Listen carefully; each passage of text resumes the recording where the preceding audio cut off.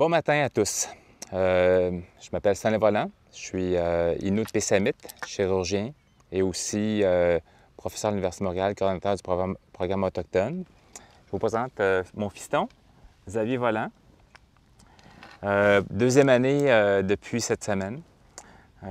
Futur marcheur. Il a déjà marché avec moi pendant quelques kilomètres. Puis il voudrait marcher avec moi plus longtemps quand il va être plus grand. Donc, je vais vous dire Kwei. Kwei en langue algonquienne, en langue Innu, ça veut dire bonjour. Et j'aimerais aussi spécialement souhaiter un gros bonjour à un ami de longue date, Réal. Réal, salut. Réal, pour moi, c'est quelqu'un de très important qui m'a fait connaître la réalité de ville, village en santé. Et pour moi, aujourd'hui, ça résonne de façon encore plus réelle. Parce que quand je promène à travers les communautés du Québec, les villages, les villes, je vois que c'est un concept très important qui est au centre de la santé, du mieux-être des populations. J'aimerais vous parler essentiellement aujourd'hui de mon projet Numishkenu, parce que c'est le projet qui me fait bouger, qui est au centre de mes préoccupations actuellement. C'est un projet qui est né, en fait, c'est un rêve que j'ai fait. Un rêve que j'ai fait initialement en Nouvelle-Zélande, où je marchais à Compostelle. Je me suis rendu à Compostelle en 2008, où j'ai marché plusieurs centaines de kilomètres. Et au dernier jour de cette marche-là, à Compostelle, où je me cherchais des réponses à des questions que je m'étais posées, j'ai eu un rêve qui n'est pas un rêve ordinaire, c'est un rêve en haute définition.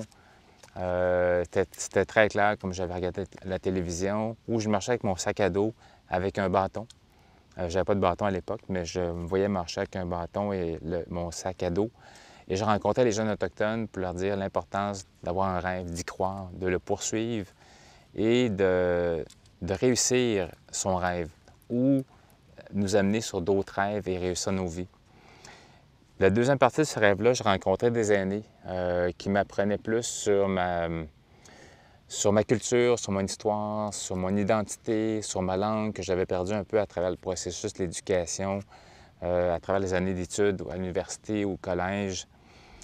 Et le troisième segment de ce rêve-là, c'est que je rencontrais des non-autochtones, puis j'essaie de bâtir des ponts, briser des barrières pour que les communautés autochtones et non-autochtones puissent vivre ensemble.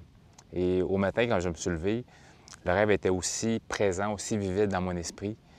Et lorsque je marchais ce matin-là avec un Européen que j'avais rencontré la veille, il m'a dit « Stan, ça, c'est pas un rêve que tu as fait, c'est une vision. Je connais peu de tes ancêtres, mais je sais que le rêve avait une place prépondérante. » Il m'a dit « Ce rêve-là, il faut que tu le réalises.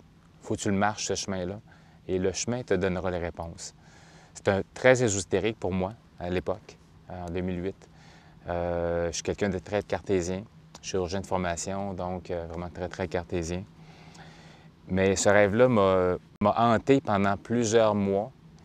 Et au bout d'un an, je voyais la situation des jeunes autochtones, 75 de décrochage scolaire, 60 des jeunes autochtones qui finissent dans la violence, dans l'alcool, la drogue. Et je me suis dit, bon, il faut que je fasse quelque chose. Il faut que je fasse quelque chose pour ces jeunes-là. Moi, j'ai eu la chance, quand j'étais jeune, d'avoir fait des rencontres, d'avoir eu un rêve à poursuivre. Et j'aimerais pouvoir donner cette chance-là à ces jeunes-là. Donc, je me suis dit, il faut que je le réalise. J'ai pris une carte, j'ai tracé un tracé du Labrador en Ontario en passant par le Québec. 3200, 3400 km de fait. J'ai présenté le projet à l'Assemblée des Premières Nations. En fait, j'aurais peut-être dû me fermer la bouche parce qu'ils m'ont rajouté plusieurs centaines de kilomètres et le projet maintenant est de 5000 km. Compte tenu que j'ai des responsabilités familiales, professionnelles et je ne suis pas indépendant de fortune encore, et j'ai décidé de faire ce projet-là sur 5 ans, faire environ 1000 km de marche à chaque année, permettant aussi de réaligner le tir entre chaque segment de marche. Et j'ai commencé cette marche-là le 10 octobre 2010, le 12 octobre plutôt, à Natashquan, au kilomètre 0 de la route 138, mais en fait, qui est la fin de la route pour quelqu'un de Montréal, qui est le kilomètre 1398. Mais pour nous, Nord-Côtier, pour nous, Inuits, c'est le début de la route. Montréal, c'est la fin. C'est pas une vision Montréal-centriste, mais c'est plutôt une vision des régions, des communautés. Et pour moi, c'était aussi le kilomètre zéro d'une nouvelle vie, d'une nouvelle aventure. Et j'ai commencé donc le 12 octobre à Natashquan. Et quand j'ai survolé par avion le territoire, je me disais, je suis complètement cinglé. J'aurais peut-être besoin d'une pilule ou d'une piqûre ou d'un gilet qu'on met pour retenir les gens qui sont un petit peu pas bien dans leur tête. Et j'ai dit, au premier hôpital que je rencontre, je vais aller voir un psychiatre qui me donne une pilule. Parce qu'il y a quelque chose qui ne va pas dans mon affaire, parce que c'est impossible, c'est un chemin, un chemin impossible à faire. Mais quand je suis arrivé à Natashquan, il y avait 150-200 personnes qui m'attendaient, des aînés, des jeunes, des moins jeunes, les élus qui étaient là, un grand banquet sur le bord de la rivière Natashquan. Là, je me suis dit, bon, peut-être que je ne suis pas le seul aussi fou que ça. Ce projet-là allume des gens, il faut que je le continue. Il y a une raison d'être à ce projet-là. Et j'ai continué pendant 620 km pour arriver à Baie-Comeau. Et j'ai rencontré des centaines et des milliers de personnes sur mon chemin. Des jeunes, des moins jeunes. Et ça m'a permis aussi de réfléchir, de dialoguer sur cette démarche-là. À l'hiver d'après, je suis parti de Blanc-Sablon sur la route blanche, une route qui n'existe pas, qui se rend jusqu'à Natashquan. C'est une route d'hiver qui traverse le territoire à travers les lacs, les rivières, comme faisaient mes ancêtres. Et j'ai ressenti l'énergie de faire ces sentiers-là que nos ancêtres faisaient depuis des centaines d'années. Et par la suite, je suis parti de Baie-Comeau à l'automne 2011 et je me suis rendu 680 km plus loin à Obidjouan. Je ne voulais pas me rendre à Obidjouan initialement parce que je trouvais que 680 km, c'était trop long. Mais quand j'ai su qu'il y a eu 3 suicides à Obidjouan à mon départ, j'ai dit qu'il faut que je me rende jusqu'à Obidjouan. Et quand on est arrivé là, ça avait vraiment changé un peu l'atmosphère du village. On leur donnait un vent de fraîcheur, d'espoir surtout. Donc, on a marché une dizaine de personnes jusqu'à Obidjouan et toute la communauté Obidjouan s'est mobilisée à la fin. Et ça a donné suite par la suite au chemin d'hiver qu'on appelle Atikamekw-Papan-Meshkono. De Obidjouan au Muntashi-Manawan, 300 km sur le territoire des Atikamekw. Et pour les Atikamekw, c'était la première fois depuis 80-100 ans qu'ils faisaient ce chemin-là. On était 40 marcheurs accompagnés d'une équipe logistique. Et les gens, il y avait des jeunes de 13, 14, 15, 16 ans, des moins jeunes, et notre moins jeune avait 69 ans, un aîné. Et on a pu redécouvrir toutes les interactions entre les aînés, les femmes, les hommes, se redéfinir comme valeurs communautaires, comme valeurs collectives. Et à chaque soir, on disait, il faut arrêter de penser à nos nombrils, mais tous ensemble, on va réussir. Et si on marche juste avec notre nombril, on n'ira nulle part. Donc, arrêtez d'être individuel, pensez au bien-être commun, au bien-être d'une collectivité, de cette mini-collectivité-là, et on a tous réussi. Et les gens, je pense qu'il y a des gens maintenant qui veulent refaire ce chemin-là, qui ont gagné un pouvoir d'agir, l'empowerment, un pouvoir de savoir qu'ils étaient capables d'aller plus loin. Et là, maintenant, je pars pour le Labrador, 730 km de Blanc-Sablon jusqu'à Happy Valley Goose Bay chez Hadit. Et l'hiver prochain, je vais marcher de Manawan jusqu'à Kiksakik en passant par Maniwaki, donc je rentre en Abitibi. Les gens qui voudront venir marcher avec nous en raquette sont bienvenus.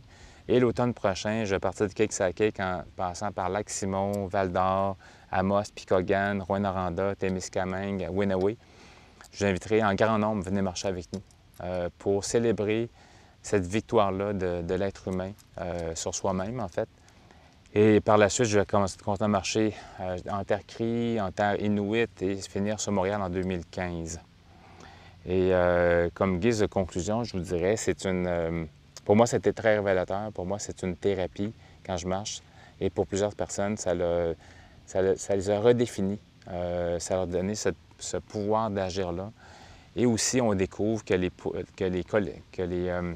propriétés de travailler ensemble, collectivement, de façon communautaire, sont des valeurs très, très importantes pour nous permettre d'avoir des communautés, des villes et villages qui sont en santé et qui aspirent au mieux-être de leur population.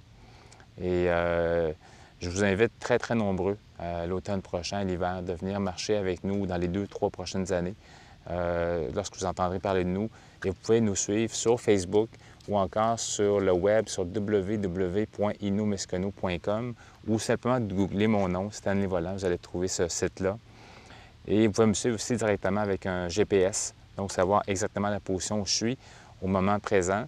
Et vous pouvez venir marcher avec nous, célébrer ce moment-là, dialoguer, faire avancer notre réflexion et partager le plaisir d'être ensemble.